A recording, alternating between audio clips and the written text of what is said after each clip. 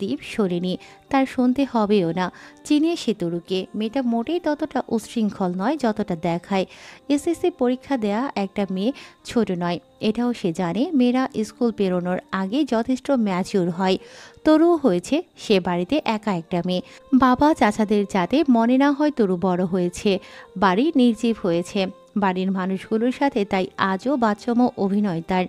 বুঝে সবাই, বলে না। প্রত্যেকটা মানুষের চোখে মুখে আজকাল দুশ্চিন্তা দেখা যায়। বাড়ি থেকে মেয়েকে বিদায় দিতে হবে, দীপও ভেবেছে। তাই আজকাল তরুকে আটকাতে চাইছে না সে। দেখা যাক তরুর অনুভূতি কতদূর এগোয়, দ্বীপ পর্যন্ত সেই জল পৌঁছতে পারে কিনা। পরীক্ষা শেষ হয়েছে। তরু কিছুদিন এখন মুক্ত পাখির মতো উড়বে ঘুরবে। বাড়ি থেকে বলে এসেছে যাতে গাড়ি না পাঠায়। শেষ পরীক্ষার দিন একটু ঘোরাঘুরি করলে মন ফ্রেশ হবে। এমনিতেও এই 1.5 মাস তার জীবনে যুদ্ধ চলেছে। কলেজ থেকে বেরিয়ে সবুজ ঘাসে পা পড়তেই তিশা আবদার ছুড়ল, চল কোথা থেকে ঘুরে আসি। হালকা হালকা বিকেলের ভাব প্রকৃতিতে। গরমটাও কম, এই সময়টায় গরম একটু কমই থাকে। তরু তিশাকে দেখে নিয়ে নিজেও সায় জানালো। চল, আজকে গাড়ি পাঠাতে না করেছি। তারা দুজন গেট পেরিয়ে বাইরে আসলো। রাস্তার পাশে একটা মুদির দোকান, সে দোকানে বসেন বৃদ্ধ হাফিজ মিয়া। তরু তিশা দুজনকেই চিনেন তিনি, বড্ড আদর করে নাতনিও ডাকেন। তারা দুজন এখান থেকে চিপস চকলেট নেয়। দুজন হাসতে হাসতে দোকানের সামনে আসলো। তিশা বলল, দাদু মোবাইলগুলো দাও। তিনি আবার কানে একটু কম শোনেন। দুজন কিশোরীর পানে চেয়ে হেসে ড্রয়ার থেকে দুটো ফোন নিয়ে তাদের হাতে দিলেন। সেটা হাতে নিয়ে তরু নিজের ফাইলটা আর তিশার ফাইলটা আবারও হাফিজের হাতে দিল। সুন্দর করে হাসল। এগুলো রাখো, কালকে কোচিংয়ে আসলে নিয়ে যাব। হাফিজ মিয়া সেগুলো নিলেন, পুনরায় ড্রয়ারে রাখতে রাখতে বললেন, কই যাইবা তোমরা? কিছু খাও। পরীক্ষা কেমন হলো? ভালো হয়েছে দাদু, একটু ঘুরতে যাব। এগুলো হাতে থাকলে বিরক্ত লাগবে। আসি হ্যাঁ। যাও যাও। তারা দুজন চলে এলো। আজকে প্ল্যান করে দুজনেই মোবাইল এনেছিল, সেটা রেখেছে আবার হাফিজের দোকানে। বুড়ো লোক ফোনের আলোটা পর্যন্ত জ্বালাতে পারে না, তবে মোবাইল দুটো সযত্নে রেখেছে। মেয়ে দুটোর যাওয়ার পানে চেয়ে রইলেন তিনি। সারা বিকেল দুজন ঘোরাঘুরি করলো, ফুচকা আইসক্রিম খেলো। মাঝে মায়া বেগম 3বার কল দিয়েছেন। মেয়ের কিছু হলে বাপ চাচারা মিলে পাগল হয়ে যাবে, যত চিন্তা শুধু ওনার। তরু জানিয়েছে তারা লেগে এসেছে, সন্ধ্যা হবে আসতে আসতে। নদীর কিনারা দিয়ে হাঁটার সময় তিশার ফোনে কল এলো, জরুরি ভিত্তিতে যেতে হবে। তরু আশ্বাস দিল, ওকে ঠেলে দিয়ে বলল, যা, আমি আসতে পারবো। তিশা তার সাথে যাওয়ার জন্য বললেও তরু গেল না। বান্ধবীকে একা রেখে যেতে চাইল না সে। একটু পর সন্ধ্যা হবে, পাছে কোনো বিপদ হয়। তরু কোনোরকম বুঝিয়ে পাঠিয়ে দিল ওকে। তিশা যাওয়ার পর সে আরেকটু হাঁটতে চাইল একা একা।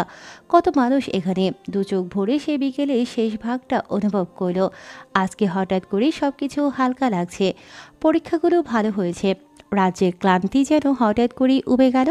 পরিবেশটা দারুণ লাগছে। তরু আনমনে বিভোর হয়ে রইল। একা আছে বলেই একটু বেশি ভালো লাগছে। এভাবে বের হওয়া হয় না বাড়ি থেকে। মূলত সে একা বেরই হয় না। ছুটির দিনগুলোতে বাবা চাচাদের সাথে সাথে ঘোরাঘুরি হয় কিছুটা, আর না হলে তিশার সাথেই। তরু বুক ভরে শ্বাস নিতে চাইল, কিন্তু মনের মধ্যে কেমন একটু অস্থির লাগলো তার। অস্বাভাবিক লাগছে। এই না ভালো লাগলো। তখনও প্রকৃতিতে সন্ধ্যা নামেনি। তরু গিয়ে একটা কৃষ্ণচূড়া গাছের নিচে দাঁড়ালো। তবে বেশ অনেকক্ষণ ধরে সে লক্ষ্য করছে কেউ তাকে দেখছে। না না, একজন না, অনেকজন। কিছুটা দূরে একটা ফুচকার দোকানের স্টলে কয়েকটা ছেলে। বেশভূষা ভালো না, মাস্তান মনে হচ্ছে। তরু হাতের ফোনটা শক্ত করে ধরল। তার মস্তিষ্ক বলছে এরাই তাকে ফলো করছে। সে সতর্ক হয়ে উঠল, চট করে দাঁড়িয়ে পড়ল। ছেলেগুলোও দাঁড়িয়েছে। দুশ্চিন্তার তরুর কলিজা তখন লাফাতে শুরু করলো। হালকা শীতের আভাসেও তার কপাল ঘেমে উঠল। ওরা এগিয়ে আসছে দেখে তরু আর দাঁড়ালো না, পিছু ঘুরে এক মনে হাঁটা দিল। সে আরও একবার দেখল ওরা সত্যি এগিয়ে আসে। আর দাঁড়ালো না, দাঁড়ানো ঠিক হবে না। বিপদ, হায় আল্লাহ, তৃষার সাথে চলে গেলেই ভালো হতো। দিশেহারা লাগছে। সে পায়ের গতি বাড়িয়ে দৌড় দেয়া শুরু করলো। পেছনের ছেলেগুলো তার পেছনে। সে একবার পেছনে চাইছে, আরেকবার সামনে দেখছে। মেন রোড পেরিয়ে তরু গিয়ে একটা বস্তিতে ঢুকলো। ভয়ে তার শরীর থরথর করে কাঁপছে। ছোটার মধ্যেই তার মুখ দিয়ে বের হলো ব্যথাতুর এক শব্দ। লোহায় লেগেছে হাতটা, সেখান থেকে ছিটকে রক্ত বের হচ্ছে। তরু গিয়ে কোথায় বসলো কে জানে, হাতটা চেপে ধরে ঠোঁট দুটো চেপে ধরে রাখলো যাতে শব্দ বের না হয়। দৌড়ের তালে এখন হাঁপাচ্ছে, তবুও শান্তশিষ্ট থাকার চেষ্টা করলো। নিজের নিঃশ্বাসের শব্দে তার নিজেরই গা ছমছম করছে। এখন প্যানিক হওয়া যাবে না। ছোট্ট টিনের চালার কাপড় চোপড়ের ভেতরে ভীত সন্ত্রস্ত হয়ে বসে রইল সে। তার বসে থাকার ভেতরেই কয়েকটা পায়ের খটখট আওয়াজ হওয়ায় মিলিয়ে গেল, যেন খুঁজে না পেয়ে চলে গেছে। সন্ধ্যার আজান পড়তে বেশি দেরি নেই, আর 10-12 মিনিট হয়তো। দীপ সাইফের সাথে বাইক স্ট্যান্ড করে দাঁড়িয়েছে, হাতে ধোয়া ওঠা চা। সাইফ হঠাৎ বলল বলেই তো। অস্তমিত হতে থাকা সূর্যের দিকে তাকিয়ে সাইফ জিজ্ঞেস করল, হ্যাঁ রে দীপ, বিয়ে টিয়ে করবি না নাকি? পাল্টা প্রশ্ন এলো। তুই করেছিস? বলেই তার দিকে তাকালো। দৃষ্টি দেখে থতমত খায় সাইফ, মেকি হেসে মুখ ঘুরিয়ে নেয়। আমার হবু বউটা ছোট তো, ভার্সিটি উঠুক পরে। প্রেম করছিস? কি বলিস? না না। সাইফ থতমত খেয়ে মুখ ঘুরিয়ে নিল।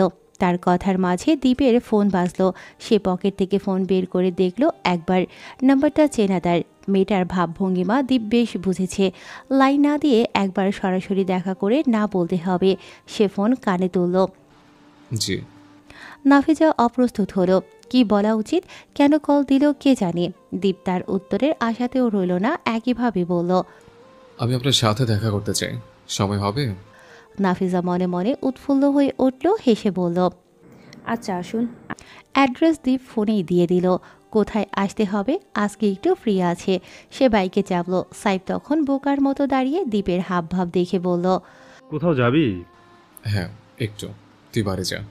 সাইফ মিটিমিটি হেসে কিছু বলতে চাইল, তার আগেই দীপের ফোনটা আবারও বাজল। নাম্বারটা দেখে দীপ কেটে দিল। রিসিভ করার প্রয়োজন বোধ করল না। পরপর আবার বাজল। দীপ আবারও কেটে দিল। তৃতীয়বার বাজতেই সাইফ বিরক্ত হলো। হেলমেট পরতে থাকা দীপের হাতটা বিরক্তিতে আটকে দিল সে। দীপ চাইতেই বলল, আরে ভাইকে কল দিচ্ছে, ধর না, ইম্পর্টেন্টও তো হতে পারে। দীপ হাত ছাড়িয়ে নিয়ে বৃতৃষ্ণায় কলটা কানে গুঁজল। আগ্রহ নেই, কল দেয়া মানবী গুরুত্বপূর্ণ কেউ নয়। দীপ হাহু কিছু বলল না, কেবল চোখ দুটোকে কুঁচকে অদূরে চেয়ে রইল। তবে ফোনের অপর পাশ শোনার আশায় কান খাড়া তার। পলকে 2 সেকেন্ড কাটলো। ওপাশ থেকে ঘন ঘন শ্বাস নেয় তরুর গলা শোনা গেল। দীপ ভাই? মুহূর্তেই দীপ উত্তেজিত হয়ে উঠল। মেয়েটার গলা এমন শোনাচ্ছে কেন? তার রক্ত সঞ্চালন বন্ধ হবার উপক্রম। সে শুধু চোখে সাইফকে ইশারা করল নাফিজার কাছে যেতে। সাইফ হাঁ হুম না করে চলে গেল। হকচকিত দীপ শ্বাস আটকে ডাক দিল, নিধি, নিধি, কি হয়েছে? কোথায় তুই? কথা বল নিধি, মেয়ে। নিজের মনের অজান্তেই জায়গা দেওয়া গোপন অনুভূতির অন্তরালে ঢাকা পড়া ভালো লাগা। নিজের কাছের অতি আপন একজনের গলা শুনে এতক্ষণের শক্ত তরু হাউমাউ করে কেঁদে উঠল। হেসকি উঠে গেল তার, কাঁদতে কাঁদতে ভাঙা গলায় ডাকল, ভাইয়া। এপাশে দীপ তখন অস্থির, অশান্ত। বিপদের সময়টুকু শান্ত থাকাটা একটু বেশি কঠিন জিনিস। হাজারে কয়েকজন থাকে যারা বিপদেও শান্ত থাকে, মস্তিষ্ক চালাতে পারে নিজের ইচ্ছায়। আর শান্ত থাকাটাও তো আরেক গুরুত্বপূর্ণ কাজ। সে বিষয়ে দীপ একটু বেশি অভিজ্ঞ। সে নিশ্চিত বুঝতে পারছে তরুর বড়সড় একটা বিপদ হয়েছে। এত আদুরে মেয়েটার কান্নার শব্দ দীপের বুকে কেমন ছুরি বসাচ্ছে। তরুটা আজকাল কাঁদেই না, তার কান্না শোনা যায় না, যথেষ্ট স্ট্রং বোধ হয়। দীপ বুঝতে পারছে মেয়েটা আগে কাঁদেনি, এখন তার গলা শুনেই কাঁদছে। আগে ওকে শান্ত করতে হবে। আস্তে ধীরে তাই ডাকলো সে, শোন তরুণীথি। তার আদরের ডাকে তরুর কান্না হালকা থামলো। সে হিসকি তুলল, চোখ মুছে সেভাবেই জবাব দিল, বলো। দীপ একটু আশ্বস্ত হলো। কান্না অনেকটাই থেমেছে। সে শুষ্ক ঠোরজোড়া জিভ দিয়ে ভিজিয়ে নিল। সে বড় করে শ্বাস ফেলল, খানিক ইতস্তত করে জিভ ঠেলে ঠুলে কোনো রকম বের করল, কান্না থামাও। আমি কি বলি শোনো, কাঁদে না, আমি আছি না। এই প্রথম দীপের এত আদরে ডাক শুনল তরু। তার কান্না আকস্মাৎ পুরোপুরি থেমে গেল। দীপ এত মিষ্টি করে কথা বলতে পারে, আমি আছি না। বাক্যটা এত মধুর, নাকি শুধু তার কাছেই মনে হচ্ছে?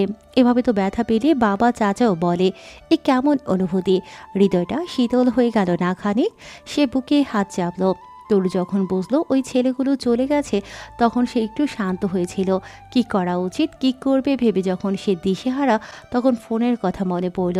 এখান থেকে একা বের হওয়া তার পক্ষে সম্ভব না। কিন্তু ফোন কাকে দেবে?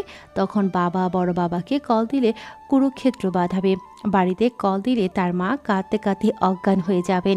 সব ভেবে তরু দীপকে বের করলো, কিন্তু দুবার কল দেওয়ার পরও যখন দীপ ধরল না, তখন তরুর আরও কান্না পাচ্ছিল। সে ভেবেছিল আরেকবার কল দিলে না ধরলে তাসিনকেই কল দেবে, কিন্তু দীপ দ্বিতীয়বারের মাথায় রিসিভ করলো। প্রথমে ভালো মতো ডাক দিলেও পরে দীপের উত্তেজিত কণ্ঠ শুনে ভয়ে কেঁদে দিয়েছিল তরু।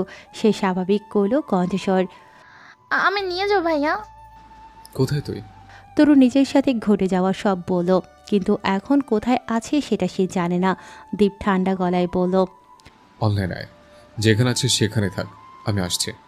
ফোনের জিপিএস চালু করতে গিয়ে তার নজর পড়ল সাইফের মেসেজ। লোকেশন চাইছে, কোথায় যাবে এখন? দীপ সেটা সেন্ড করে বাইকে চাপলো। তরুর চিন্তায় তার মাথা দাউ দাউ করছে। বাইকের স্পিড যতটুকু বাড়ানো সম্ভব ততটুকুই বাড়ালো সে। সাই সাই গতিতে ছুটে চলল সেটা। চায়ের দোকানে বিড়বিড় করলেন, এত জোরে হোন্ডা চালায় পোলাগুলো, এদের অ্যাক্সিডেন্ট হইব না তো কাদের হইব? আলোয় আলোকিত এক সুন্দর রেস্টুরেন্ট, চারপাশে হলুদ আলোয় চোখ ঝলকায়। নাফিজা গিয়ে একটা কর্নারে বসলো। একবার কলও দিয়েছে দীপের নাম্বারে, তবে ফোন রিসিভ হচ্ছে না। নাফিজা ভাবলো দীপের মতো কেউ হয়তো কথা দিয়ে সেটা ফেলবে না। সে উন্মুখ হয়ে দরজায় তাকিয়ে রইল। অপেক্ষা ফুরোচ্ছে না। দীপ কেন হঠাৎ তার সাথে দেখা করতে চাইছে সেটা নাফিজা বুঝতে পারছে না। তার তাকিয়ে থাকার মধ্যে সাইফের দেহটা দরজা দিয়ে ঢুকতে দেখা গেল। মেয়েটা একটু বিরক্ত হলো। সে চিনেছে লোকটাকে। সেদিন তাদের বাড়ির সামনে দেখেছিল দীপের সাথে তার সহযোগী। তবে এখন ওকে এখানে দেখে নাফিজার আনন্দ রাগে ফুলে উঠল। একটা মেয়ের সাথে দেখা করতে এসেও দীপকে ওকে নিয়ে আসতে হবে কেন? একা এসে যাবে না? সাইফ এসে টেবিলটার সামনে দাঁড়ালো, হাত দিয়ে তুড়ি বাজিয়ে বলল, এই যে মিস। নাফিজা ভেবেছিল পেছন পেছন হয়তো দীপও ঢুকবে, অথচ সে আসলো না। মেয়েটা তো অবাক হলো। সাইফকে বলল, আপনি একা? বসি। ভয় পাচ্ছেন আমাকে? সাইফ মাথা চুলকে বসতে বসতে মেয়েকে হাসলো। সে তো একটু একটু পাচ্ছি, মিডিয়ার লোক আপনি। নাফিজা ঘাটে না ওসব, অবাক হয় খানিক। তার কণ্ঠেও প্রকাশ পায় সেটা। আপনি এখানে কেন? ত্রিদীপের আসার কথা ছিল। সাইফ নাফিজার দিকে এক পলক চাইল। ভেতরে ভেতরে ঠেলে আসা হাসিটাকে খুব গোপনে সংগোপন করলো। কাজ ঝাঁকালো, পরপর ঠোঁট দুটো উল্টালো সে। দীপই তো পাঠালো, ওর আর্জেন্ট একটা কাজ পড়ে গেছে তো। তার কণ্ঠে তুই সম্বোধন শুনে ভ্রু গুটালো নাফিজা। তীক্ষ্ণ দৃষ্টি নিক্ষেপ করলো সাইফের দিকে। নিজের ছেড়কে তুই ডাকছেন, এই সাহস কি শুধু অগোচরই? কথাটায় সাইফ সরাসরি দৃষ্টিপাত করলো নাফিজার মুখে। একটু হেসে টেবিলের দিকে নাফিজার মুখের দিকে মুখটা এগিয়ে নিল। নাফিজা সরতে গিয়েও সরে না, সেই ভস্য করা চাহনি নিয়েই চেয়ে থাকে। সাইফ ডান ভ্রুটা নাটকীয় ভঙ্গিতে উঁচু করল, ঝুঁকে বলল, হুম, অগোচরে নয়, সামনেও। আমি ওর অ্যাসিস্ট্যান্ট নই, আমি নিজেও একজন অফিসার, এক ব্যাচের দুজন। আমায় দেখে মনে হচ্ছে না সেটা? এ পর্যায়ে মেয়েটা একটু ভড়কালো, মুখটা তড়িঘড়ি সরিয়ে নিয়ে বলল, দূরে থেকে কথা বলুন। সাইফ সরে গিয়ে কাঁধও যায়। No interest. এতে অবশ্য নাফিজা কিছু বলল না, সে শুধালো, ওনার কাজ পড়ে গেছে, সেটা আমাকে ফোন করে বলে দিতে পারতেন, আমি আসতাম না। আপনি আসলেন কেন? সাইফ নিরুদ্বেগ। দীপ তোমাকে কল দেবে? ওকে মানুষ মনে হয় তোমার? আমার থেকে পথটা শুধু একটুখানি উঁচু বলে, না হলে একে আস্ত রাখতাম আমি। তোমাকে কল দিলে তো তার জাত যাবে, তাই আমায় পাঠালো। নাফিজা কথাই খুঁজে পেল না। আর দুবার দেখা হওয়ার পরেও দীপ তাকে তুমি বলেনি, আর সাইফ প্রথমবারই তুমি। সে ইতস্ততা ঝেড়ে জিজ্ঞেস করল, আপনার নাম? নাম জানো না? আমাকে চিনলে কিভাবে? সেদিন দেখেছিলাম। নাফিজার অনাগ্রহ স্বর। সাইফ চেয়ারে পায়ের উপর পা তুলল, জবাব দিল, Zobayer Saif, member of secret investigation group. Nafiza নিজের পরিচয়টুকু দেওয়ার প্রয়োজন বোধ করল না। কতক্ষণ ভেবে আবারও জিজ্ঞেস করল, কিসের কাজে গেছে জানেন না? ও বেটা বলবে পরে, এখন বলবে না। একটা কিছু অর্ডার দিই? এভাবে রেস্টুরেন্টে শুধু শুধু বসে থাকলে লোকজন পাগল ডাকবে। দিন। উগ্র কণ্ঠের মেজাজ শুনে সাইফের মেজাজটাও খারাপ হলো। সে বিড়বিড় করল আস্তে করে, তোর জন্য আমার কপালেও সুখ নেই, শালা বাইন্ড। মুখ সামনে নিয়ে ভাবলো তাড়াতাড়ি এখান থেকে যাওয়ার কথা। ওপাশে নাফিজার মনেও একই ভাবনা। তাদের এই সাক্ষাৎকারের হয়তো আজকেই শেষ দিন, নয়তো আজকে থেকেই শুরু। কাকতালীয় জিনিসের প্রতি কারো হাত থাকে না, অথচ দুজনের মুখে চরম বিরক্তি, একরাশ হতাশা, পরিণয় অজানা। সময়ে বসে থাকার ফাঁকে দুজনের আরও একবার চোখাচোখি হয়েছে, আর দুজনেই তৎক্ষণাৎ বিরক্তি নিয়ে মুখ ফিরিয়ে নিয়েছে। কারোরই আগ্রহ নেই কারোর প্রতি। কি আশ্চর্য! তবে দেখা হওয়ার কি দরকার ছিল? কেন দীপের বদলে সাইফি আসলো? দীপ তরুর কাছে পৌঁছালো আধা ঘন্টা পর। বস্তি পার হয়ে জড়সড় তরুর কাছে গিয়ে বসলো সে। সেই শব্দে তরু চমকে উঠল। মাথা তুলে দীপকে দেখে তার কলিজায় পানি আসলো। একটু আগে আবারও মায়া বেগম কল করায় বলেছে সে দীপের সাথে, চিন্তা না করতে। দীপ তরুকে খানিক অবলোকন করল নিগুড় চোখে, নিস্তব্ধতা ভাঙতে আদেশ করল। ওঠ। বলে তরুর অপেক্ষা করে না, নিজস্ব ভঙ্গিতে তরুর বাম হাত ধরতেই মেয়েটা চেঁচালো খানিক। মুখ নিষ্কৃত ব্যথাতুর শব্দে দীপ হাত ছেড়ে দেয়, উদ্বিগ্ন হয়ে শুধায়। কি হয়েছে? তরু হাতটা সামনে আনলো। কনুইয়ের নিচে কাটা, সম্ভবত দৌড়ানোর সময় বের হয়ে থাকা কোনো তার কাটায় কেটেছে। রক্তের স্রোত বয়ে গেছে। এখন শুকিয়েছে কতটুকু। ড্রেসিং দরকার, কিন্তু এখন কোথায় যাবে? দীপ চোখ ফিরিয়ে নিয়ে বড় করে দম ফেললো। আবারও তাকালো, চোখের বড় বড় পাপড়িগুলো পানিতে ভেজা, মুখশ্রী চোখগুলো ফোলা, নাকটা কেমন লাল হয়ে উঠেছে। পরনে নীল সাদা ড্রেস, যেন দৃষ্টিস্নাত অপরাজিতা বসে। সে আলতো হাতে বাম হাতটা ধরল। চল হাসপাতালে যাই, কতক্ষণ রেস্ট নিতে পারবি? তরু হক চকিয়ে উঠল, ভয় পেল, মিনমিন করল। না না, সেলাই লাগবে না। সেলাই করবে না? যদি করে? করবে না তো? ওদের বিশ্বাস নেই, বড় সত্যি সত্যি সেলাই করবে। দীপ একটু অতিষ্ঠ হলো। বোঝানোর পরও যদি বুঝতে না চায়, সে ওর চোখে চেয়ে বলল। মার খাবি তুই। দীপের হাতটা তরু ছাড়িয়ে দিল, সোজা সামনে হাঁটা দিল, নাক টানলো। মেরেই ভালো আমাকে, এমনিতেও তোমার আর আমার চোখের বিষ আমি। ভালোই হতো আজকে ওদের হাতে ধরা পড়লে। দীপ নিজেও হাঁটা দিল। সে ভেবেই পায় না তরু কি শুধু তার কাছে আসলেই এমন করে। কতক্ষণ আগেও তো বড়দের মতো কথা বলল। এমনিতেও কিশোরী বয়সের ছাপই বোঝা যায় না, অথচ বাড়ির মানুষগুলোর সামনে সে 12 বছরই বালিকা। সে অভিনয়। হাতটা ড্রেসিং করিয়ে ব্যান্ডেজ করা হলো। 2.5-3 ঘন্টার জন্য দীপ একটা কেবিন নিল। তরুর শরীরে এখনও কলেজ ড্রেস, একটু রেস্ট নিয়ে বাড়ি ফিরে যাবে না হয়। দীপ নিজেও জানিয়েছে তরু তার সাথে আছে। সে জানে বাড়িতে গেলে একটা ঝড় বইবে। এর জবাব দীপের কাছে নেই। ছোট্ট একটা বিষয় এত বড় হবে প্রথমে সে ভাবতেই পারেনি। তার দ্বারা এমন একটা ভুল অবিশ্বাস্য। তরুর কথাটা শোনা ঠিক হয়নি তার। এবার সেটার মাসুল গুনতে হবে। তবে এমনটা দীপ হতে দেবে না। গাছ গজানোর আগেই গোড়া থেকে উপড়ে ফেলবে সে। গাছ লাগানোটাই উচিত হয়নি। ততদিন তরুটাকে চোখে চোখে রাখতে হবে। ইদানিং দীপ যে বিষয়গুলো খেয়াল করেছে সেগুলো মারাত্মক বিপজ্জনক।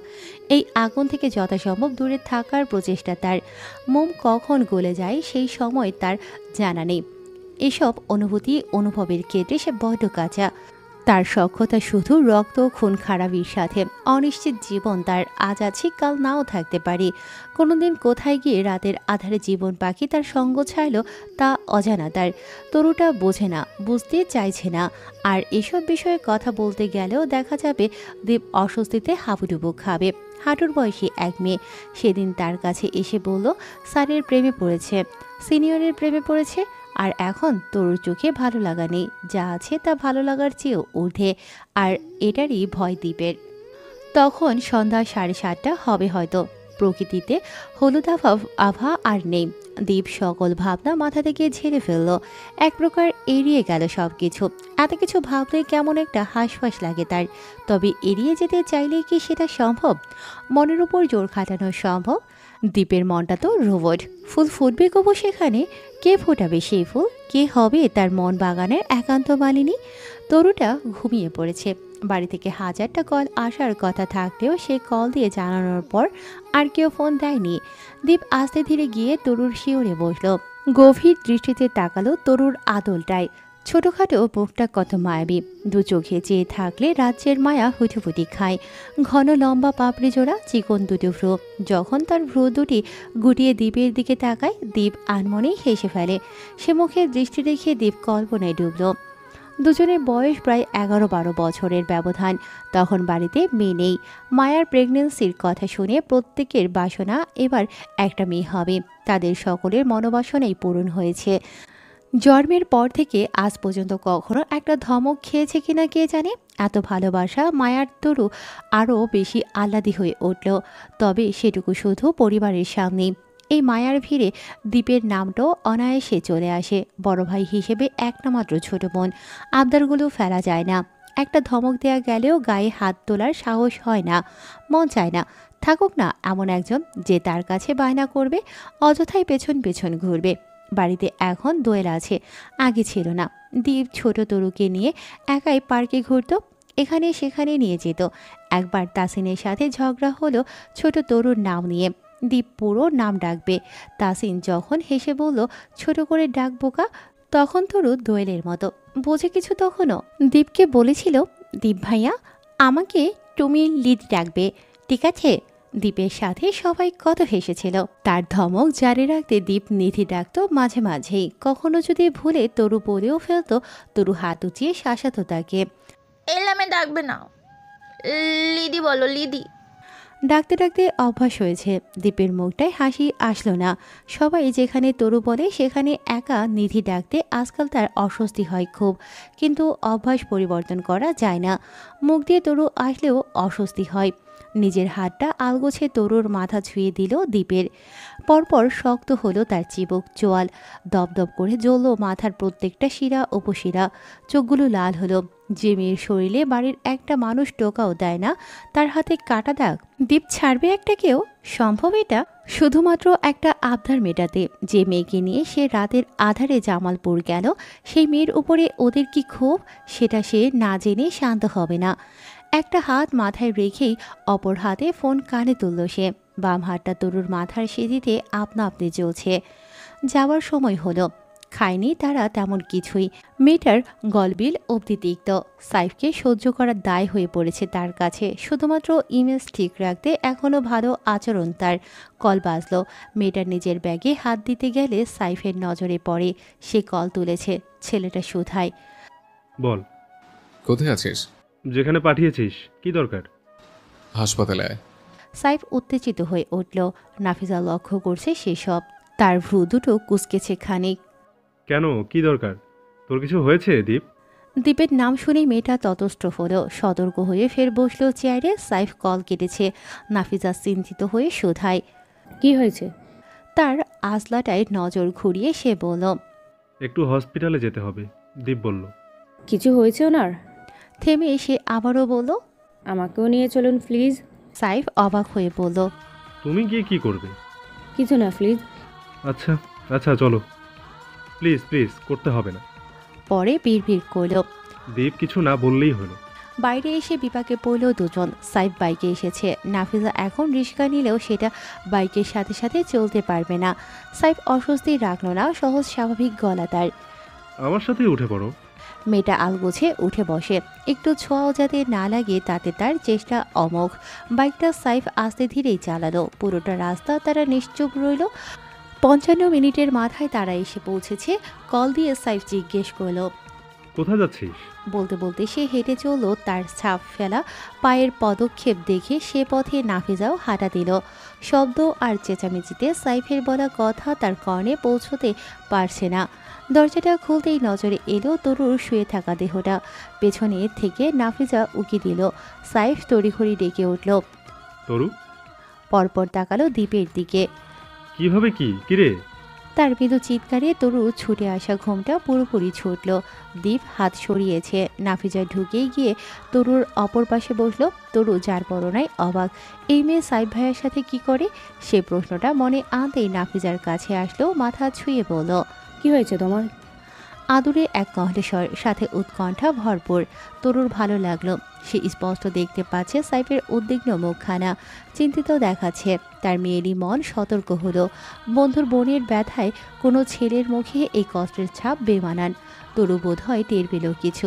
সেসব ভাবনা বাদ দিয়ে সে নাফিজার দিকে তাকিয়ে হাসার চেষ্টা করলো। দীপ সাইফকে ফিসফিস করে বলল, ওনাকে আনলি কেন? সাইফ মিনতি জুড়ল, রাগিস না দোস্ত, আসতে চাইলো, থাক না। সে আর ভাবে না। চিন্তিত মুখটায় নজর ঘুরিয়ে সাইফ দৃষ্টি দেয় তরুতে।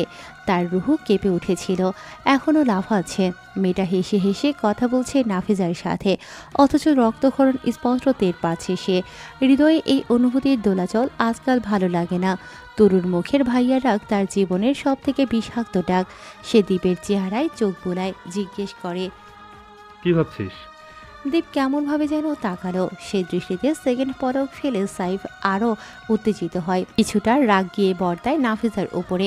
তারা গিয়ে বসলো তরুর কাছেই। সাইফ জিজ্ঞেস করলো আস্তে করে, এখন কেমন লাগছে ওরু? তরু হাঁসফাঁস করে জানায়, আমি কি অসুস্থ নাকি? এইভাবে বলবেন না ভাইয়া। সাইফ অদৃশ্যভাবে বুকে হাত চাপলো। এভাবে কেউ ডাকে? অসুস্থই তুমি? হাতে ব্যান্ডেজ কেন? শরীরে তো রক্ত নেই একটুও মনে হয়। নাফিজা কৌতূহল সমেত প্রশ্ন করলাম। কিভাবে কি হলো তরু? নীরব দর্শক দ্বীপ, যার বাক্য ভাণ্ডার আপাতত শূন্য। দৃষ্টিতে কয়েকটা অনুভূতির অকাল্পনিক চিত্র। স্থির তরুর পানি। সাইফ তার দিকে তাকিয়ে বলল, তোমার জন্যই তো হলো। তার কথায় তরু নাফিজা দুজনেই অবাক হলো। দ্বীপ জ্বলন্ত চোখে চেয়ে ক্রোধ নিবারণ করলো। দৃষ্টি ঘুরিয়ে জানালায় রাখলো। নাফিজা নিজের অবাকতার রেশ ধরেই বলল, আমি কি করলাম? সেটা এখন বুঝতে পারছো না? নাটক। আরে পরিষ্কার করে বলুন। সরি, সাথে ডিটারজেন্ট নেই। কি দিয়ে পরিষ্কার করবো বলো তো? নাফিজা তেতে উঠল। আরে আজব তো, মেয়েদের মতো ঝগড়া করছেন কেন? সাইফ মুখ খুলতে চাইলো, তন্মধ্যে তরু চেঁচালো খানিক। এই আপনারা থামুন তো, ঝগড়া করছেন কেন? পরপর নাফিজার দিকে দৃষ্টি সংকুচিত করে সাইফকে বলল, এইসবের সাথে ওনার কি কানেকশন? আছে তরু। থামবি এবার? দ্বীপের কণ্ঠে থামল সব। সবাই তালা ঝুলালো মুখে। বদ্ধ সেই কামরায় তখন তারা চারটা প্রাণ। অপ্রত্যাশিত তাদের একত্রিত হওয়া। একজনের মুখে নিজেকে নিয়ে দুশ্চিন্তা, অপরজন প্রিয়সীর ব্যথায় ব্যথিত। এক যন্ত্রমানব রহস্য উন্মোচনে উন্মুখ, আরেকটা ছোট্ট প্রাণ অনুভূতি শূন্য। নিশ্চুপ চারটা দেহের শ্বাস প্রশ্বাসের আনাগোনা। চলছে মনের হিসেব। আচ্ছা, তাদের চারজনের কি কোনো কানেকশন নেই একে অপরের সাথে? না থাকলেও কি সেটা হতে পারে না? চারটা প্রাণ কি দুটো সংসার সাজাতে পারে না? ভাগ্যে এমন কিছু আছে হয়তো, কিন্তু পরিকল্পনা ভিন্ন। কারো হৃদয় ভাঙবে, কেউ বা নতুন প্রণয়ে আচ্ছা দিতে হবে। পরবর্তী গল্পটা তো তাদেরকে ঘিরেই। দুজনেই বাড়িতে আসলো রাত 9টার দিকে। একজন মানুষও তখন খায়নি। তরুর জন্যই বসে আছে তখনও। বাড়ির মেন ফটক পেরিয়ে দ্বীপ তরুর হাতটা এত আস্তে করে ধরল, তরু বিভোর হলো। তার মন বাগানে হঠাৎ প্রজাপতি উলো। সে অগোচরে দ্বীপের দিকে তাকিয়ে রইল, মুগ্ধ অভিভূত দৃষ্টি। সদর দরজাটা খোলা। ড্রয়িং রুমে বসে সবাই সে দ্বীপের দিকে চেয়ে থাকতে থাকতে হঠাৎ চিৎকার শুনল। মেয়েটা ধরফড়িয়ে সরে দাঁড়ালো। চিৎকারটা মায়ার। মেয়েকে দেখে দৌড়ে এলেন তিনি। সাথে সাথে সবাই আসলো। দ্বীপ চোখটা বন্ধ করলো দ্রুত। এবার তার বাবা, চাচা, ভাই তাকে আস্ত রাখবে না। সে আবার দ্রুতই চোখটা খুলল। মায়া বেগমের আহাজারি। কি করে হলো রে তরু? ব্যান্ডেজ কেন? ঘরে আনো মেয়েটাকে। আয় আয়, আল্লাহ, কেটেছে কেটেছে নিশ্চয়। সাধে বলি, একটু দেখে শুনে চল, কি হবে? তরু বলে উঠল। বেশি কিছু হয়নি আম্মু। সবার উদ্বিগ্ন মুখ দেখে সে বসল। প্রত্যেকটা চোখ উৎসুক, সাথে ব্যথিত। জাহানারা শরবত আনতে গেলেন। আরিশা ছুটল কিছু ফলমূল কাটতে। তাসদিদ শেখ এটা ওটা জিজ্ঞেস করছেন। তরু সবাইকে উপেক্ষা করে দ্বীপের দিকে তাকালো। সে মানবটা চোখ দুটো বন্ধ করে রেখেছে, নিশ্চয়ই বাহানা খুঁজছে। তার চিন্তা ভাবনার মধ্যেই তামজিদ শেখ জিজ্ঞেস করলেন দ্বীপকে, ও তোমার সাথে ছিল দীপ? কিভাবে হলো? দ্বীপ চোখটা খুলে শান্ত দৃষ্টিতে তরুর দিকে তাকালো। পলক পড়ার আগেই সেই দৃষ্টি ফিরিয়ে নিল। ওই চোখে এখন আগুন। সে সবাইকে উদ্দেশ্য করে বলল, মাত্র 3-4 আঙ্গুল কেটেছে হয়তো, সেলে লাগেনি। এত চিন্তা করছো কেন? ওকে একটু রেস্ট করতে দাও। চিন্তা বড় কথা নয়, একটু কেটেছে সেটা বড় কথা নয়। আমি জানতে চাচ্ছি তুমি কোথায় ছিলে? কোথায় থাকবো? মায়া কথা কেড়ে নিলেন। ভাইজান, দীপকে কিছু বলবেন না, এটাকে বলুন। নিশ্চয়ই ছেলেটার কথা শোনেনি। তরু কিন্তু ইদানিং একটু বেশি উঠছ। দ্বীপ শ্বাস ছেড়ে উঠে চলে গেল। হঠাৎ কোনো কথা না বলে এভাবে চলে যাওয়ায় কেউই অবাক হলো না। কথা তো এমনিতেও কম বলে ছেলে। তারা কি সেটা জানেন না নাকি? তরুর বাবা তরুকে বলল, তুমি বলো আম্মু, কিভাবে কেটেছে? তরু জিভ দিয়ে ঠোঁট ভেজালো, কাহিনী বানিয়ে টানিয়ে আওড়ালো। পার্কে গিয়েছিলাম আব্বু, একটা ছোট পাথরের সাথে হোঁচট খেয়েছে, সত্যি। ওখানে বেঞ্চের লোহার ছিল। দেখে শুনে চলবে না আম্মু। তরু মিনমিন কইল। আর হবে না। কতক্ষণ পরে তাকে ঘরে যেতে বলা হলো। তরু হা না কিছু না বলেই উপরে উঠল। তবে নিজের ঘরে না ঢুকে দীপের ঘরে ঢুকলো সে। নুপুরের হালকা শব্দে দীপ ফিরে তাকালো। তরু এসে কোমরে হাত দিয়ে দাঁড়ালো, ভ্রু কুঞ্চন করে প্রশ্ন করল দীপকে। আমাকে ফাঁসিয়ে চলে আসলেন কেন? দীপ ভরকালো না, তবে মনে মনে কিছু ভাবলো সে। ভাবলেশীন হয়ে বলল, আমি ফাঁসিয়েছি? নিচে তো ঘুরতে গেলে, ওটা যদি বলে দিতাম আমার জন্য খেয়েছিস তুই দৌড়ানি। দৌড়ানি? তো ওটাই তো, দৌড়ানি খেয়েছিস। তরু অপমানিত হলো। কি একটু দৌড় দিয়েছে সেটাকে দীপ দৌড়ানি বলল? ওটাকে দৌড়ানি বলে? কেন জানি তার ভয় ভয় লাগছে। মিলিমন আতঙ্কিত, দুর্ভাবনায় জর্জরিত। তবুও মুখে সেসবের আভাস ফুটল না, এড়িয়ে গেল। তবে চোখ দুটোকে আরও কুঁচকে বলল, তো কার জন্য খেয়েছি আমি জানি না ভাবছো? ওরা তোমার পেছনেই পড়েছে। দীপ মনে মনে তরুর একটু প্রশংসা করল, তবে তার দিকে চাইল না। কয়েকটা দিন ধরে ওই চোখের তাকানো তার জন্য দায় হয়ে যাচ্ছে। আগে এমন হতো না, দৃষ্টিটা তখন বোনের ছিল, এখনও সেটাই আছে। তবে তরুর মন পাল্টে যাচ্ছে, সে হয়তো টের পাচ্ছে না, কিন্তু দীপের বিচক্ষণ দৃষ্টি সেটা বুঝে নিয়েছে। তোকে কে বললো সুন্দরী দেখে কিডন্যাপ করতে এসেছিল? তরু হেসে ফেলল হালকা। আমি সুন্দর? দীপ ভেবাচাকা খেলো, সে এত কিছু ভেবে বলেনি। চোখ ফিরিয়ে উল্টো ঘুরে আদেশ করল, ঘরে যা। মেয়েটা কেমন গুটিয়ে এলো। মুহূর্তেই মন খারাপ হলো তার। কয়েক সেকেন্ডের ব্যবধানে মিয়ে আসা গলায় বলল, তুমি ইদানিং আমার দিকে তাকিয়ে কথা বলো না দীপ ভাই। দীপ বিড়বিড় করল, আজকাল তোর চোখে আফিমের চাষ হচ্ছে, কিভাবে ছাড়বো একবার আসক্ত হয়ে গেলে? শোন মেয়ে, মনটাকে নিয়ন্ত্রণ কর। তরু শেষেরটা আবছা আবছা শুনল। কতক্ষণ আগের ভয় আতঙ্ক কিচ্ছু নেই সেখানে। একরাশ জড়তার প্রজাপতি উঠে হাঁসফাঁস লাগছে কেমন। আস্তে করে প্রতিউত্তর করল সে, সব জায়গায় মনকে নিয়ন্ত্রণ করতে নেই, ক্ষেত্র বিশেষে অনিয়ন্ত্রিত হলে ক্ষতি কি? দীপ ফিরে চাইতেই সে ছুট লাগালো। সে জীবনেও কিছু স্বীকার করবে না, জীবনেও না। ভালোবাসা শুধু প্রকাশ করলেই হয়। তরু ছুটে এসে বিছানায় পড়ল। এত হালকা লাগছে সব কিছু তার কাছে। তবুও আজ হঠাৎ বুক কাঁপছে, অসম্ভব রকমের বুক কাঁপছে তার। সেই হাসপাতাল থেকে যতক্ষণ নাফিজা সাইফ ছিল ততক্ষণও তার কেমন জানি একটা অস্বাভাবিক লেগেছিল। এসবের ব্যাখ্যা করা যায় না। মাঝে মাঝে আবার অতিরিক্ত রকমের খারাপ লাগে, হাঁসফাঁস করে হৃদয়। হঠাৎ তার এমন অনুভূতির কথা সে কাউকে বলতে পারছে না।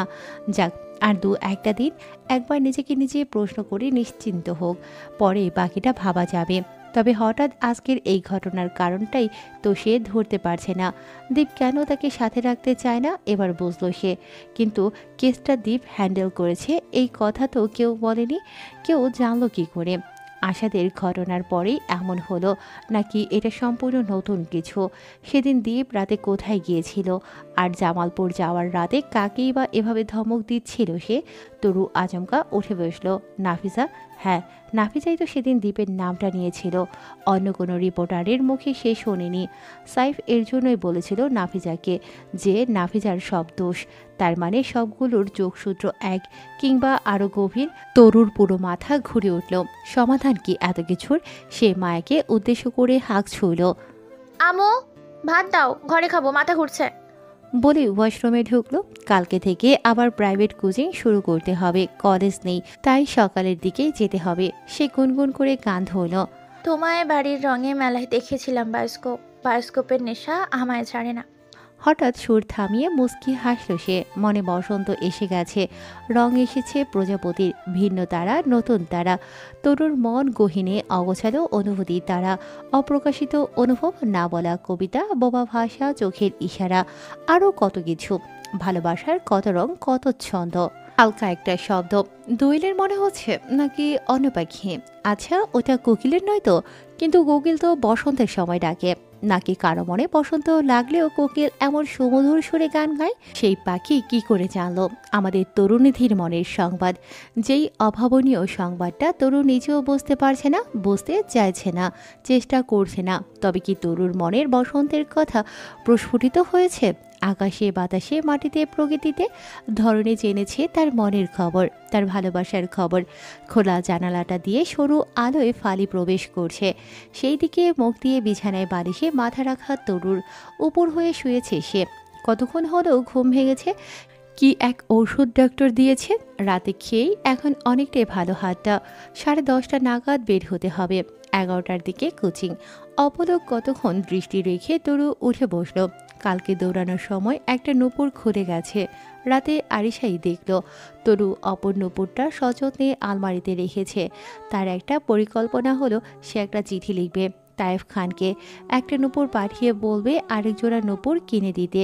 অবশ্য বাড়িতে কাউকে বললেই এনে দেবে, তবে তরু সেটা চাইছে না। সে একটা আদুরে চিঠি লিখবে তার আরেক বেস্ট ফ্রেন্ডকে। কি সুন্দর হবে ব্যাপারটা। সাথে জানাবে তার মনের গুটি কয়েক ভাবনা, তার কল্পনার একাংশ, যেগুলো কয়েকটা দিন ধরে নিভৃতে পুষে সে মন বাগানে। মস্তিষ্কের দোলাচলে পাগল হওয়ারই বাকি আছে। কাল সারা রাত লোকটা তাকে স্বপ্নে এসে জ্বালাতন করেছে। তায়েফকে সেসবের একটু জানাবে সে, সামান্য একটু। তার শক্ত মনটাও যে গলতে শুরু করেছে সেটা জানিয়ে একটু হালকা হওয়া দরকার। আর ওই কাঠখোট্টা মানবটাকেও তো বোঝাতে হবে। একবার বুঝে গেলেই তরু পালিয়ে যাবে, আর ধরা দেবে না। তাকে ধরতে হবে, উন্মুখ তাকে ধরতে কষ্ট করতে হবে বেশি। যে স্বেচ্ছায় আটক হতে চায় তাকে আটক করতে সংগ্রাম করতে হয় বুঝি।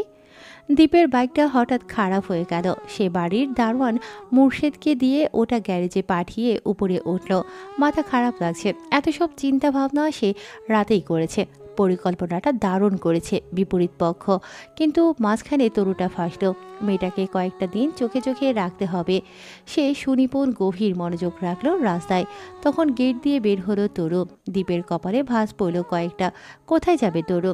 আর বাড়ির গাড়ি থাকতে এমনভাবে বের হচ্ছে কেন? কালকে পাকনামি করলো, এখন আবার দীপ তরুকে ডাক দিল।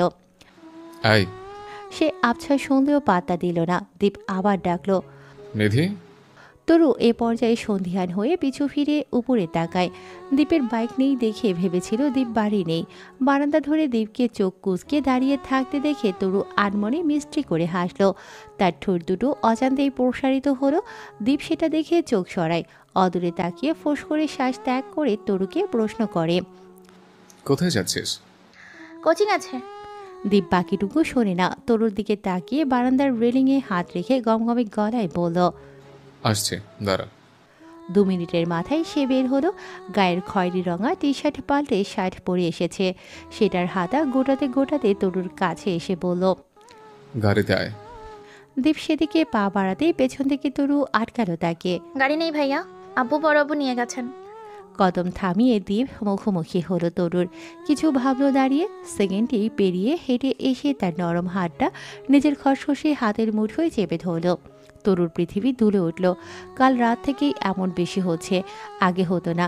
তার স্তব্ধতাকে সম্পূর্ণ উপেক্ষা করে দীপ সামনে কদম দিল, বলল আদেশের স্বরে, তাহলে আমার সাথে আয়। তরু সব ভুলে হাসি মুখে এগিয়ে যায়। আজকাল দীপের আদেশগুলো তার এত ভালো লাগে, একদম ফেলতে মন চায় না। সে নিজের হাতে ধরা দীপের হাতটার দিকে তাকিয়ে হাঁটতে লাগলো। একটা রিক্সা দেখে তাকে নিয়ে উঠল দীপ। আলগোছে হেসে তরু জিজ্ঞেস করলো, ভয় পাচ্ছ তুমি, তাই না? দীপ ফোন বের করে ঘাঁটতে লাগলো। উত্তর দিল না। তরু মুখ ফিরিয়ে নিল। উত্তরের আশাতেও সেই নেই। না বলো, সে চোখ মুখ বন্ধ করে অনুভব করলো হালকা বাতাসটুকু ফুরফুরে লাগছে। আবার শরীরে অজানা শিহরণ বইছে। কেন কেন? গাড়ির শব্দগুলো তার কাছে সুমধুর লাগছে। হুড খোলা রিস্কায় দীপের সাথে সে। পাশ দিয়ে একটু পরপর বড় বড় গাড়ি ছুটছে। মনে হচ্ছে ছোট্ট এই 3 চাকার রিস্কাটাকে তারা পিষে ফেলবে, উড়িয়ে নিয়ে ফেলবে দূরে কোথাও। এটা কেমন শিহরণ মনের। তরু অনুভূতির এতটুকু দোলাচলে কেমন পালাতে চাইল।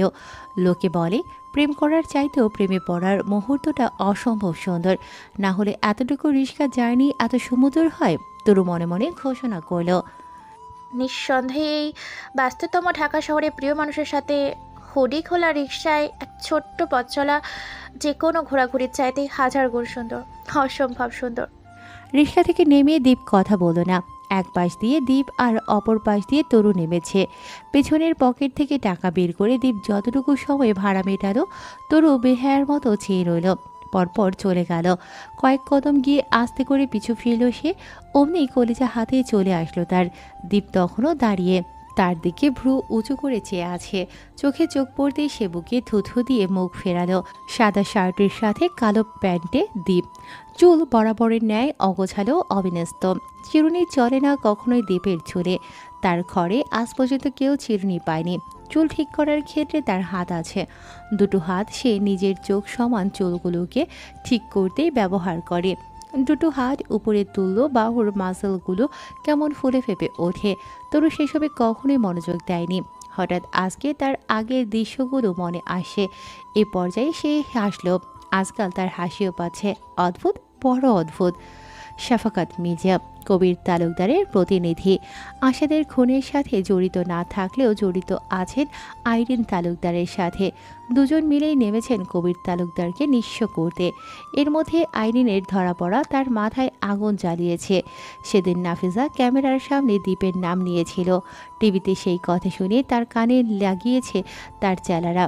নিজের কালো অবৈধ ব্যবসার কথাও দীপ ততক্ষণে জেনে ফেলেছে। সেদিন আইরিনের সত্য ফাঁস হওয়ার পরেই দীপ ওনার পিছু লেগেছে।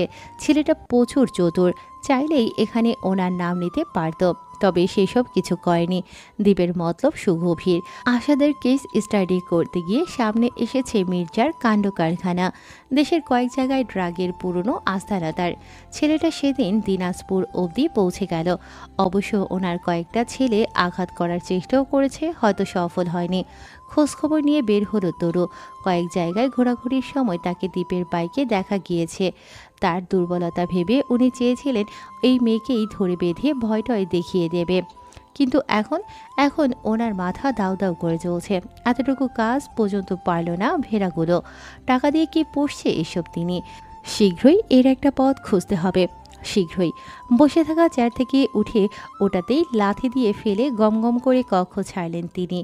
ওনার এতদিনের ব্যবসা এতটুকু ছেলে ধরতে পারবে এটা সম্ভব নয়, কখনোই নয়। তরুকে নামিয়ে দিয়ে দীপ নিজের কাজের জায়গাতে গেল। ওটা সিক্রেট অফিস এক প্রকার। সাইফ আগেই সেখানে ছিল। দীপ পৌঁছানোর সাথে সাথেই তাকে ডেকে পাঠানো হলো।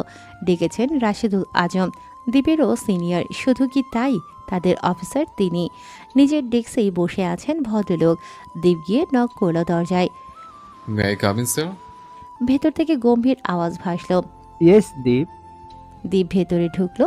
রাশেদুল আজম হাতের ইশারায় বসতে বলল। সে দেরি করল না। সময় অতিবাহিত হওয়ার আগেই রাশেদুল মুখ খুললেন। এতটুকু এগোলে? দীপ জবাব দিল, অনেকটাই। বেশ কয়েক জায়গায় ডেরা ওদের, তবে প্রধান আবাস চট্টগ্রাম। আপনি ভাবতে পারছেন স্যার, এমন একটা ব্যবসা তবুও উনি ঢাকার ভিতরের চিহ্ন রাখেননি। রাশেদুল বিজ্ঞের মতো মাথা দোলালেন। দূর বন্ধ না হলে এই ব্যবসা চালানো মুশকিল। পরপর বললেন, তুমি এমপি সেলের খুনের তদন্ত থেকে পেয়েছো এই তথ্য? Am I right? Yes sir. But এমন একটা বোকামি সেদিন কিভাবে করলে তুমি? একা একা এসব ওপেন করা যায় না। আমি বুঝতে পেরেছি তুমি আহত হয়ে ফিরে এসেছো। কেন গেছিলে একা? বাহুর ক্ষতের প্রসঙ্গ ওঠায় দীপের চোখে মুখে তরুর সুশ্রীর চেহারাটা ভেসে উঠল। রক্ত দেখে তার টলমলে চোখ, কান্না আটকানোর নিদারুণ প্রয়াস হিসেবে ঠোঁট কাঁপা, ব্যান্ডেজ করার সময় হাতের থরথর করে কাঁপুনি, নিষ্প্রভ নিশ্চল চোখের চাহনি, যে চোখ হাজারটা কথা বলে, মুখ বোঝা কথা। দেব। দীপ ঘোর থেকে বের হয়ে আসলো। চমকে উঠলেও সামলালো নিজেকে, জবাব দিল, হ্যাঁ স্যার বলুন। ধ্যান কোথায় তোমার? সেটার উপর নজর পড়ে গেছে। মুখে বলল, একে এমনি গিয়েছিলাম স্যার, পরে সাথে সাইফকে নিয়ে যাব। আমিও তো হাঙ্গামা চাইছি না। আপনি পারলের সাথে কয়েকজনকে লুকিয়ে পাঠাবেন। অবস্থা বেগতিক হলে তারা যাতে সম্মুখে আসতে পারে। পুলিশকে বলবেন, পুরো টিম রেডি থাকবে। তবে আমি আর সাইফ আলাদা থাকব। তুমি সেদিন শফিককে ফোনে ধমকিছো দীপ? দীপ একটু ভাবল, মনে করল কোনোদিন ও যেদিন সে জামালপুর গেল তরুকে নিয়ে। প্রত্যুত্তর করল, পার্সোনাল নম্বরে ফোন করে কেস সম্পর্কে জানতে চাওয়া বোকামি নয় স্যার। রাশেদুল আর জবাব দিলেন না। কারো কথায় ভ্রুক্ষেপ না করা দীপ একমাত্র ওনার কথা মেনে চলেন। মেধায় অসাধারণ, ব্যক্তিত্ব দারুণ। এমন এক ছেলেকে এই বিভাগে পেয়ে ধন্য তিনি। এত চতুর চালাক, ঠিক ঘাটাঘাটি করে মির্জাদের পুরো ডিটেলসই বের করে ফেলেছে। এত বড় ড্রাগ, নেশার জিনিসের, অস্ত্রের ব্যবসা, সব কিছু বের হলো বলে। অপেক্ষা নেই বেশি। দীপ সেখান থেকে বের হয়ে বাড়ির ড্রাইভারকে কল দিল, বলল তরুকে গিয়ে নিয়ে আসতে। দীপ থাকতে তরুর ক্ষতি হতে সে দেবে না, এটা সম্ভব না। বাড়ির প্রত্যেকটা মানুষের ওপর তার একটা দায়িত্ব আছে, সেটা পালনের যথেষ্ট চেষ্টাও সে জারি রেখেছে সে, এবং সেখানে তরুও আছে। কিন্তু তরু কি একটু বেশিই নয়? প্রিয় চাচা যান, ভালো আছেন? বলি, মায়ের খোঁজ খবর নেওয়ার প্রয়োজন পড়ে না নাকি? একটা চিঠিও তো লিখতে পারেন। আগেকার যুগে মা ছেলের কাছে চিঠি লিখতো, ছেলে মায়ের কাছে লিখতো। সব ভুলে গেলেন নাকি? ঘরে একটা আমাজান আছে, সেটা মনে নেই? সংসার পেয়ে মাকে ভুলে গেলেন? আচ্ছা, সমস্যা নেই, আমি তো ভুলতে পারি না। যতই হোক আত্মার সম্পর্ক। কি লিখবো বলুন আব্বা? এই বয়সে এসে এইসব আর ভালো লাগে না। ছোট আব্বু, তোমাকে সত্যিই ভুলে গেছো। মোবাইলে একটু এত কথা কি মন ভরে? তুমি না আমার বেস্ট ফ্রেন্ড। ছোট আম্মু, নাদিম ওরা ভালো আছে জানো ছোট আব্বু? বাড়ির একদম ফাঁকা হয়ে গেছে। তুমি এই চাকরি ছেড়ে দিতে পারো না? 3 ভাই একসাথে থাকবে, তোমাদের দেখে আমরাও তো ভালো লাগবে। ছুটির দিন 3 ভাই মিলে ছাদে বসে গল্প করবে, আমি চা বানাবো। গরম চা নিয়ে যখন ছুটবো তখন একটা ধমক না হয় দেবে আমায়, আমি হাসবো। আমার হাসি দেখলে তোমাদের ভালো লাগবে না বলো? একটা বোনও তো নেই আমার। না, একটা ফুপির অনেক শখ ছিল, তবুও যারা আছো তারাও একসাথে থাকতে। তোমাকে একটা কথা বলবো ছোট আব্বু, একদম সিক্রেট, কাউকে বলা যাবে না। আমি তো বাড়িতে একটাই মেয়ে, দোয়েল ছোট, আমাকে বাড়িতে একেবারে রেখে দেওয়া যায় না সবসময়ের জন্য, চিরস্থায়ী করে, বুঝেছ? অন্য কোথাও তো তোমরা নেই, একদম ঠিক ধরেছ। তোমার বড় ভাইয়ের ছেলেটা একটুও ভালো না, কাউকে বলো না কিন্তু, বেস্ট ফ্রেন্ড বলে তোমাকে বললাম। শোনো, যে কোনো চিঠি লিখলাম, এটার উত্তর দেওয়ার সময় একজোড়া নূপুর কিনে দিও তো আমায়। যেটা ছিল ওইটার থেকে না একটা হারিয়ে গিয়েছে, মন খারাপ করো না। কোথায় হারিয়েছে বুঝতে পারিনি। এবারেরটা আগের চেয়েও যাতে সুন্দর হয়, মনে থাকবে? আর আম্মাজানের কথা ভুলে যেও না জানো। আর লিখবো না কিছু, কিন্তু আমার আরেকটা বোন লাগবে, মনে রেখো কথাটা। ইতি, তোমার আম্মাজান, তরুণিধি শেখ। চিঠিটা পড়ে হেসে ফেললেন তাইফ শেখ। এসেছে পুলিশ স্টেশনের ঠিকানায়। ভর দুপুরে ডাক পিয়নের ডাকে চমকে উঠেছিলেন তিনি। ওনাকে আবার চিঠি দেবে কে? কয়েক মাস আগে নতুন করে হওয়া ঝামেলার রেশ ধরেই কোনো হুমকিপত্র আসেনি তো? এসব সচরাচরই হয়। উনি তাই অনাগ্রহেই খুলেছিলেন চিঠির ভাঁজটা। হালকা বাতাবরণের এই সময়টায় সম্বোধন দেখেই আনমনে হেসে উঠেছিলেন তিনি। পড়ার পর মনটা হালকা লাগছে। মেয়েটা এত আদর পাগল, তবে পুরোটা পড়ে তিনি বিভ্রান্ত হয়েছেন খানিক। তরুদ্বীপের কথা বলেছে, মেয়েটাকে নিজেদের কাছে রাখার বহুদিনের শখ তার। মাছ নিজ ইচ্ছায় বড়শিতে ফেসেছে। এতদিনের বয়সের পার্থক্যের বিষয়টা ছাড়াও উনি এমন ভাবনা কোনোদিন ভাবেননি। উল্টো মেয়েটা বড় হওয়ার সাথে সাথেই বাড়ছিল দুশ্চিন্তা। তিনি চিঠিটা খামে ভরে সযত্নে রাখলেন। পকেট হাতড়ে ফোন বের করে তরুকে কল দিতে গিয়েও থামলেন তিনি। উত্তরে আরেকটা চিঠি দেয়া যাবে না হয়, কিছু একটা ভেবে ফোন লিস্ট ঘেটে দীপের নাম্বারটা বের করলেন পরপর। দুবারের মাথায় রিসিভ হলো সেটা। ওপাশ থেকে দীপ ডাকলো ওনাকে। হ্যাঁ ছোট আব্বু, বলো। তাইফ শেখ কিছুটা কল্পনায় ডুবে গিয়ে হেসে উঠলেন। ওনার চোখে এই মুহূর্তে একটা সুন্দর দৃশ্য উকিঝুঁকি দিচ্ছে। কেমন দেখাবে দুটোকে একসাথে? ছোট মোটো তরু কিভাবে মানিয়ে নেবে দীপের সাথে? উনি বললেন, কেমন আছো দীপ? ভালো আব্বু, তুমি হঠাৎ তুম করে বলছো যে? ওপাশে দ্বীপের হক জাগানো ভাব। একটা সময় তাইফের সাথে বন্ধুত্বের সম্পর্কই ছিল তার। কত কথা, আনন্দ, উল্লাস সেসব সময়ের সাথে হারিয়ে গেছে দুজন দুদিকে এখন। তবে দ্বীপকে তিনি তুমি করে বলেন না কখনোই। তাইফ এবার উচ্চ শব্দে হেসে দিলেন। তার হাসির শব্দে থানায় থাকা প্রত্যেকটা চোখ মুখ উৎসুক হয়। হাসির তালে চোখ ছোট হয়ে আসে ওনার। সেভাবেই উনি কৌতুক স্বরে আওড়ান, যদি সম্পর্ক বদলে যায়? মানে? প্রশ্ন করে 3 সেকেন্ড কাটল। সচল মস্তিষ্কের দ্বীপ সতর্ক হয়ে গেল। সে বুঝে গেছে। খট করে ফোন কেটে দিল দ্বীপ। তবে বিষয়টা তরু বলেছে এই ভাবনা দ্বীপের তুখোর মস্তিষ্কে আসলো না। সে ভাবল তরুকে দেখেই হয়তো আন্দাজ করেছে কিছু। কি হচ্ছে তার সাথে, এসব কেন হচ্ছে? সুবিশাল আকাশটার দিকে চেয়ে মস্ত বড় এক শ্বাস ফেলল দ্বীপ। তার হৃদয় তখন অশান্ত, অস্থির। বাড়িতে গিয়ে তরুকে বলবে, কিন্তু কি বলবে? কাজকর্মের ব্যস্ততার ফাঁকে আজ হঠাৎ তার মনটা বিষণ্ণ হয়ে উঠল। শক্তপোক্ত বুকটা গলছে কেন? এই কেমন উপলব্ধি টের পাচ্ছে সে। হঠাৎ তার মনে অনুভূতি আসছে, কেমন একটা লাগছে। বুক লাফাচ্ছে অদ্ভুতভাবে। দ্বীপ মনে করতে চাইল তার কি আজ মন ভালো নেই? কে এই মন খারাপের কারণ? কেই বা তার মন ভালো করার ঔষধ? সেটা কি তরু? মেয়েটাকে দেখলে বুকের কম্পন থামবে, বিষণ্ণ অবসন্ন মনটা ভালো হবে তার। রাত 10টা বাজে। দীপ বাড়িতে আসলো। কোথাও না দাঁড়িয়ে গটগট করে উপরে চলে গেল। 3-4 দিনের ভেতরেই চট্টগ্রাম যেতে হবে। সরাসরি মেন ডেরায় গিয়ে সব কিছু ফাঁস করতে হবে। রাতের আধারে গিয়ে আবার আধারেই তাকে বাড়ি ফিরতে হবে। পরের দিন মিডিয়া জুড়ে তোলপাড় চলবে। চট্টগ্রাম থেকে অস্ত্রসহ নেশাদ্রব্য উদ্ধার করেছে পুলিশ। আটক শাফাকাত মির্জা। ভাবতেই খানিক হাসি পেল দীপের। তার কথা তাদের কথা কেউ তুলবেও না, জানবেও না। সে হাসল না। পকেট থেকে ওয়ালেট বের করে টেবিলে রাখল। ফোনটা রেখে ঘড়ি খুলতে নিলেই সে সতর্ক হয়। কান দুটো অযথাই সজাগ করল। কে আসে? তরু। মনে হচ্ছে পিলপিল করে হেঁটে আসে। তরু উকি দিয়ে মাথাটা ফিরিয়ে এনে আবার উকি দিল। 3 বারের মাথায় দীপ মুখ খুলল। ওকে ঝুঁকি না দিয়ে আয়। তরু আর দাঁড়ায় না। দীপের ছোট ছোট আদেশ তার কাছে অমূল্য অনুভূতি। প্রকাশ করা যায় না, শুধু অনুভব করতে হয় হৃদয়ের গভীর থেকে, মনের কুঠির থেকে। সে আজকাল বেহায়া হচ্ছে কিছুটা, কিন্তু এখন সে এসব অনুভূতির দোলাচল করতে আসেনি, কাজেই এসেছে। ডাকলো, ভাইয়া। দীপ তার দিকে ফিরে জবাব দেয়, হ্যাঁ বল। তুমি পেছনেও চোখ লাগিয়েছো তাই না? কিভাবে বুঝলে আমি এসেছি? বলেই সম্মুখ হয়ে তাকায় দীপের মুখে। দীপ সেসব উপেক্ষা করে বিছানায় বসল। দুটো হাত বিছানায় ভর করে প্রশ্ন করে তীক্ষ্ণ চোখে, কেন এসছিস? তরু আজকে বসতে চায় না। বসলেই মাথায় উল্টোপাল্টা চিন্তাভাবনা লুটোপুটি খাবে, কলিজা ধুকপুক করবে, নয়তো শরীর আনচান লাগবে। থাক, সেখানে দাঁড়িয়ে থেকেই তাই জিজ্ঞেস করল, আমার পেছনে কারা লেগেছিল? খোঁজ নিয়েছো? গোয়েন্দাগিরি করতে আসা হয়েছে? সে কথার জবাব তরু দেয় না। কি যেন আনমনে ভাবে সে। অস্থির হয়ে ওঠে হৃদয়। মন নেতিয়ে যায় খানিক। কেমন নিস্তেজ হয়ে ধীর সুস্থে বলে, তোমার ফোনটা দাও। কেন?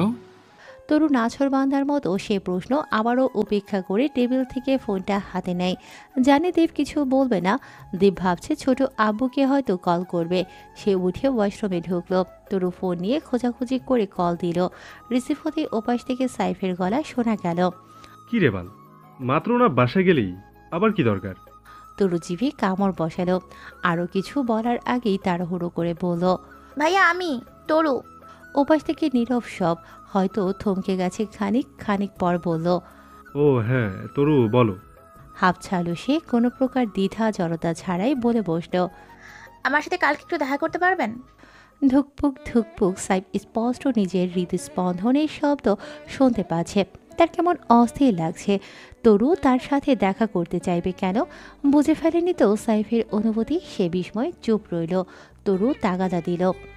ভাইয়া। নিজেকে সামলে নিয়ে সাইফ বলল, হ্যাঁ হ্যাঁ পারবো। পারবো না কেন? কোথায় দেখা করবে বলো? তরু জায়গার নাম বলে কল কাটলো। দীপ বের হয়নি এখনো। সে ফোন রেখে চলে গেল। তার সেকেন্ড কয়েকের ভেতরেই দীপ বের হলো। এসে ফোনটা হাতে নিয়ে হাসলো খানিক। ফের কল দিল সাইফের নাম্বারে। ছেলেটা তখনও ফোন হাতে নিয়ে বসে। আবারও কল বাজায়। খানিক ধাতস্থ হয়ে বলল, হ্যালো। দীপ বলল, মিত।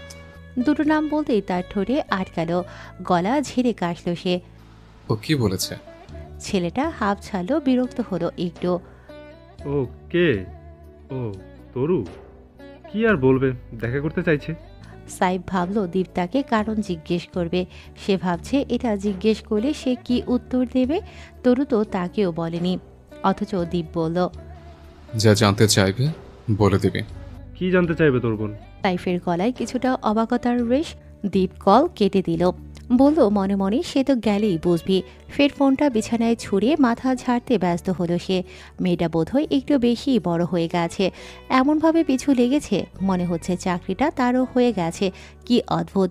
তরুর রোগটা বোধহয় দ্বীপেরও হলো। আয়নায় দৃষ্টি নিজের দিকে, তবে ভাবনায় অন্যমুখ, মনের দৃষ্টিতে অন্যমুখ। তরুর মুখ। তরু ঘরে এসে হাঁসফাঁস করে উঠল। একা একা কিভাবে যাবে সে? মেলি মন তার।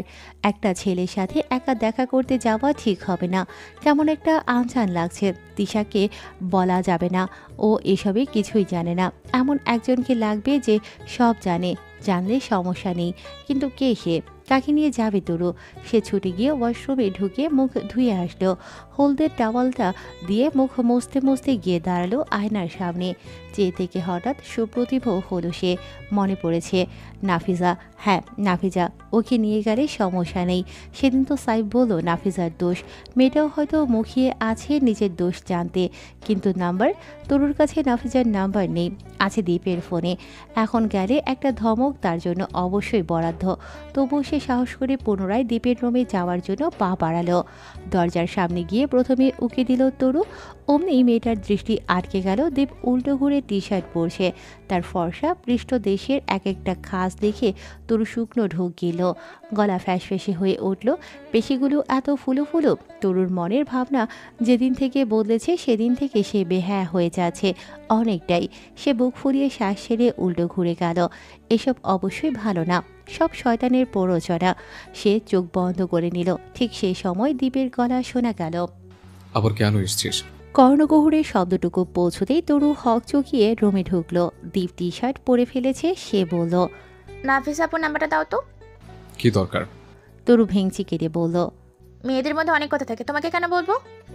দীপ বিরক্ত হয়ে বলল, নিয়ে বিদায় হ। তরুর নম্বর তুলে হাঁটতে হাঁটতেই কল দিল নাফিজার নাম্বারে। রিসিভ হতে সালাম দিয়ে বলল, আপু আমি তরু। নাফিজার চিকন গলা শোনা গেল, তরু? ও হ্যাঁ, মনে পড়েছে। কি দরকার? তোমার হাত ভালো হয়েছে? তরু বলল, হ্যাঁ আপু, হাত এখন ভালো অনেকটাই। একটা আবদার করি আপনার কাছে। ও মা, এত সংকোচ করছো কেন? বলো না। কালকে একটু দেখা করতে পারবেন আমার সাথে? নাফিজা সেকেন্ড দুয়েক পরেই বলল, পারবো না কেন, অবশ্যই। আরও কয়েকটা কথা বলে তরু কল কাটল। কালকে আরও একবার তাদের তিনজনের দেখা হবে। অনেক কিছুই জানার আছে। তাকে কেন টার্গেট করলো লোকগুলো? নাফিজার কি কানেকশন? দ্বীপের হাতটাই বা কেটেছিল কিভাবে? সব জানতে হবে সব। বুধবার বিকেল, শত শত গাড়ির শব্দ বাজছে। চারিদিকে ভ্যাবসা একটা গরম হাওয়া। টিএসসির মোড়, এখানেই তো আসতে বলল তরু। সাইফ মুখে বিরক্তি নিয়ে বসে আছে। আশেপাশে আরও কত মানুষ, তারা দল বেঁধে বসে আছে। কোথাও 4 জন, কোথাও 5 জন, তো কোথাও আবার 2 জন। ছেলেমেয়েরা গরমটাকে বিদায় দিয়েছে সোল্লাসে। হাতে গিটার নিয়ে গান গাইছে, হাসি ঠাট্টা। আহা, সাইফের নিজের ভার্সিটি লাইফের কথা মনে পড়ল।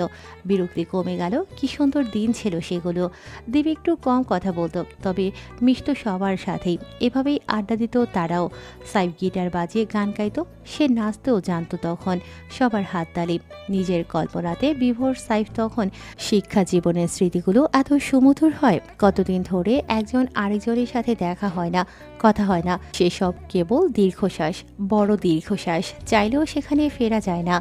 ভাইয়া, হঠাৎ চমকে উঠে ঘাড় ঘোরালো সাইফ। তরু দাঁড়িয়ে, সাথে ওটা জানি কে? ও নাফিজা। সাইফ উঠে দাঁড়ালো, তরুকে বলল, বসো বসো। দুজন একসাথে বসলো। আন্তরিকতা রক্ষায় সাইফ শুধালো, চা? তরু মাথা নাড়ল, অর্থাৎ খাবে না। তারা আসার পথে নাফিজাকে বলেছে সব। সাইফ একটু বিরক্ত হলো বটে। ভেবেছিল তরু একা আসবে, সাথে নাফিজা আসার তো কথা ছিল না। সে নাফিজার থেকে দৃষ্টি সরিয়ে তরুর দিকে তাকালো। কালো আবরণ শৈলে, এক পাশে ওড়না রেখে অপর পাশে চুলগুলো ছেড়ে রাখা। চোখে মুখে প্রসাধনী নেই, তবুও ছোটোখাটো মুখটা কত আদুরে। ঘন পাপড়ি জোড়া দেখলে যে কেউ ঘায়েল হবে। বেশিরভাগ সময় বাইরে গেলে মেয়েটা কালো পোশাক পরে। গরমে চুল খোলা, আবার কালো পোশাক। গরম লাগছে না নাকি? তার তাকিয়ে থাকার মধ্যে তরু গলায় শব্দ করল। সাইফের ধ্যান ভঙ্গ হয়। সে তৎক্ষণাৎ সোজা হয়ে বসল। তরু উসখুস করল না মোটেও, যেন আগে থেকেই প্রস্তুতি নিয়ে এসেছে। বলল সেভাবেই, আপনি কিন্তু সবকিছু বলবেন ভাইয়া। সাইফ চোখ শুরু করলো। বুঝলো না কিছু। অবুঝ গলায় প্রশ্ন করল, কি বলবো? তরু ভনিতা না করে সরাসরি বলে দিল, সেদিন আমাকে কারা ধরতে চেয়েছিল আপনি সব জানেন। দীপ ভাইয়া নতুন কোনো মিশনে আছে, সেটাও আপনি জানেন। সব বলবেন, সব। সাইফ অবাক হলো, কিন্তু তরুকে এসব বলা কি ঠিক হবে?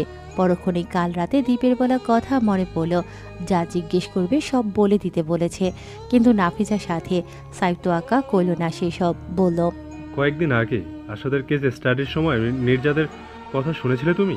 তরু হ্যাঁ বোঝালো। নাফিজা উৎসুক হলো খানিক। সেখান থেকে কেঁচু খুঁড়তে গিয়ে সাপ বের হয়েছে। শাফাকাত মির্জার অস্ত্রের ব্যবসা, নেশাজাতীয় দ্রব্য ব্যবসা, সেসব দ্বীপের নজরে কিভাবে পড়লো কে জানে, ও আমাকে আগে বলেনি। সেদিন একা একা দিনাজপুর গেল, গিয়ে ইনজুর হলো, কিন্তু ব্যাপারটা সেখানে থামেনি। শাফাকাত মির্জা সেটা জেনে গেছেন, এটাও জেনেছেন আইরিনকে যে ধরিয়েছে সেই তার পিছনে লেগেছে। সাধারণত খবরের চ্যানেলগুলোতে গোয়েন্দার নাম বলা হয় না, কিন্তু সেদিন ও বলে দিয়েছে। শেষ কথাটা বলে সাইফ নাফিজার দিকে তাকালো। এতক্ষণ দুজনের মনোযোগে ভাটা পড়ল। সরাসরি দৃষ্টিতে মেয়েটা ভরকে গেল, একটু কাচুমাচু করল, সে ভুলে বলে ফেলেছিল। আর তখন লাইভ চলছিল। অবশ্য এই জন্য চ্যানেল হেডও তাকে বকেছে। পরবর্তীতে সেটা ইউটিউব চ্যানেল থেকে ডিলিটও করা হয়েছে। এত কিছু হবে সে ভাবেনি। সাইফ চোখ সরায়, ফের নিজে থেকেই বলল, এই খবর তাদের কানে পৌঁছানোর পর ওরা দ্বীপের দুর্বলতা খুঁজতে ব্যস্ত হয়েছিল। তোমাকে দু একবার দ্বীপের বাইকে দেখা গিয়েছে, তাই ভেবেছিল। তরু কথা কেড়ে নেয়। বুঝেছি, এতদিন ধরে ইনভেস্টিগেশন চলছে, তো কোনোদিন অপারেশনে সাকসেসফুল করতে যাবেন আপনারা? সাইফ দম ছেড়ে বলল, শুক্রবার রাতে চট্টগ্রাম যেতে হবে। তরু নিবিড় মনোযোগী কতক্ষণ চেয়ে রইল সাইফের দিকে। এতক্ষণের কাট কাট কণ্ঠ বদলে নরম করে বলল, আমিও যাব ভাইয়া। সাইফ হকচকিয়ে উঠল। পাগল হয়েছ? ওখানে গোলাগুলি পর্যন্ত হতে পারে। চিজ তরু ভাইয়া। সাইফ দম ছাড়ল। তোমার ভাইকে রাজি করাও গিয়ে। এতক্ষণে নীরব দর্শক নাফিজা মিনমিন করল, আমিও যাব। অমনি সাইফ জ্বলন্ত চোখে তাকালো তার দিকে। মেয়েটা ফের হকচকিয়ে উঠল। এতক্ষণ তরুর সাথে কত সুন্দর কথা বলল, এখন তাকে রাগ দেখাচ্ছে। তরু ওদের দুজনকে আলগোছে দেখে নেয়। দ্বীপ যদি তার হয় তাহলে এই দুটোকে এক করে দেয়া যাবে। নিজের উল্টোপাল্টা ভাবনায় তরু মুখে উচ্চারণ করে বসল। তবা তবা। নাফিজাকে বলল, ভাইয়াকে রাজি করিয়ে নি, আপনার কথা বলবো। সাইফ বিড়বিড় করল। আপদ। সেটা শুনতে পেয়ে নাফিজা হুঙ্কার ছুঁল, আপনি কি? আমি ভালো আছি। ওখানে গিয়ে তোমার কি কাজ? সেটা আপনাকে কেন বলবো? শুধু আপনারা একা যাবেন? অনেকেই তো যাবে। রাতে কেউ কাউকে দেখবে। ঝগড়া করছো কেন? আমি ঝগড়া করছি? আমি তো বাকি কথা গলাতেই আটকে রইল। তরু চিৎকার করল। থামুন আপনারা। সাইফকে বলল, আসি ভাইয়া, সন্ধ্যা হতে যাবে, চলুন আপু। অতপর তারা চলে গেল। সাইফ ফের বসলো নিজের জায়গায়। নাফিজার কথা ঠিক, টিমের এত মানুষের সাথে তরু নাফিজা মিশে পড়লে বোঝা যাবে না। তাদের কাজ রাতেই, উদ্ধার কাজ সফল হলেই চলে আসবে আবার। সে তরুকে নিয়ে ভাবতে ভাবতে আনমনা হয়ে উঠল। মেয়েটাকে ছোট থেকে দেখছে সে, এত আদরের প্রত্যেকটা মানুষের, এত রাগী গম্ভীর দ্বীপটা পর্যন্ত স্নেহে মরিয়ে রাখে এক প্রকার। ধমক দিলেও আজ পর্যন্ত গায়ে হাত তোলেনি। সে দেখেছে এমন কোনো বায়না তরুণ নেই যেটা দ্বীপ পূরণ করেনি। রাতের আধারে জামালপুর পর্যন্ত নিয়ে গেল। এত স্নেহে মেয়েটা না আবার দ্বীপের উপরে পিছলে পড়ে। সাইফ হতবাক হয়ে গেল। এসব আর ভাববে না সে। তরু তো তার হবে। দ্বীপের চোখ সে পড়তে জানে। এখন পর্যন্ত সেখানে বোন ছাড়া অন্য কিছুর অস্তিত্ব নেই। হওয়ার আগে সাইফ চেয়ে নেবে তরুকে। দুনিয়া উল্টে গেলেও তরুর পড়ালেখা থামানো চলবে না। তার স্বপ্ন একটা ভার্সিটি। তার চোখ আজকাল রঙিন বড়, মুঠো মুঠো স্বপ্ন সেখানে রোজ ডানা মেলে উড়ে চলে। কখনো মন কুঠিরে আবদ্ধ হয়, বিশ্রাম নেয় খানিকটা ধরা ছোঁয়ার বাইরে, কিংবা কিছুটা হাতের নাগালে। জায়গাটা একটা সরব জায়গা। সকালে 10:30 থেকে 12:30 পর্যন্ত কোচিং তরুর। সন্ধ্যায় টিউশন আছে। এখন তো তেমনই এক সময়। যান্ত্রিক শহরটা গমগম করছে, শব্দ ধুলো ময়লা মিলেমিশে একাকার। তরু আর দিশা হাত ধরে বের হলো বিল্ডিং থেকে। দুই বান্ধবীর হাজারো কথা। রাস্তায় নেমে দাঁড়াতেই দুজনের সামনে বাধা আসলো। কথার বিঘ্নিত হওয়ায় দুই বান্ধবীর সামনে তাকালো। জীর্ণ শীর্ণ ছোটখাটো একটা মুখ, রোদে পুড়ে কালচে হয়ে গেছে। তবুও ফ্যাকাশে মুখটায় শুষ্ক ঠোঁট জোড়ায় অমায়িক হাসি।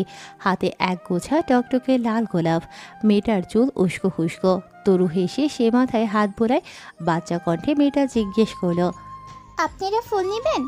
দিশা বলল, ফুল বিক্রি করো? সেই বাচ্চা মুখটা মাথা নাড়ায়। তরু হাঁটু গেড়ে বসে গোল জামার ময়লাগুলো ঝেড়ে দিতে দিতে বলল, দাও। দুটো গোলাপ দুজনকে দিল সে। তরু টাকা বের করলো, জিজ্ঞেস করলো, তোমার নাম কি? ফুল বলে খিলখিল করে হাসলো। তরু নিজেও হেসে ফেললো। সুন্দর নাম। তুমি একাই? আর কেউ নেই? বলতে বলতে শুনতে পেল আরেকটি কণ্ঠস্বর, আরেকটা কিশোরী এগিয়ে আসে, বয়স 15 কিংবা বেশি হলে 16। গোল ফ্রক জামাটার সামনে কতগুলো কাপড় থাকায় ওড়না নিতেই হয়নি। সাদা ধবধবে, মুখটা লালচে গোলাপি বর্ণ ধারণ করেছে রোদের কারণে। সে এসে ফুলকে বকতে লাগলো। তরু দাঁড়িয়ে পড়লে তিশা আগ্রহী হয়ে বলল, তোমার বোন? মেয়েটি বলল, জি আপা। তোমরা ফুল বিক্রি করো কেন? ওকে নিয়ে আসলে কেন? বাচ্চা একটা মেয়ে। তোমার আব্বু আব্বু নেই? কী নাম তোমার? এতগুলো প্রশ্নের পিঠে মেয়েটার চোখ মুখ একটু পাল্টালো। সে মুখ তরুর বুঝতে পারল। গরিব হলেও অসহায় হতে না চাওয়ার এক দৃঢ় প্রত্যয় সে চোখে। জ্বলছে দুটো চোখ, দীপ্তি আলাদা সেখানে। কাজ করেই তো খাচ্ছি, খারাপ কি? তরু সেই বড় বড় মায়াবী চোখ জোড়া দেখে বড্ড খুশি হলো। মেয়েটা শুধু বলল। বোনকে নিয়ে চলে যেতে চাইল সে। তরু ডাক দিল, এই সন্ধ্যা। মেয়েটা পিছু তাকায়। জড়তার সংকোচ কাটাতে তরু মিষ্টি করে হেসে প্রকাশ করল, তুমি অনেক সুন্দর। সন্ধ্যাও হেসে ফেলল। তার হাসিতে ভেজাল নেই, নেই এক টুকরো কৃত্রিমতা। একটা সুন্দর সময়কে বিদায় জানিয়ে দু বান্ধবী হাঁটা দিল। মাঝে তিশা একবার বলেছে সন্ধ্যা মালতী নামটা সুন্দর নারী তরু। তরুও সায় জানিয়েছে সেই কথাই।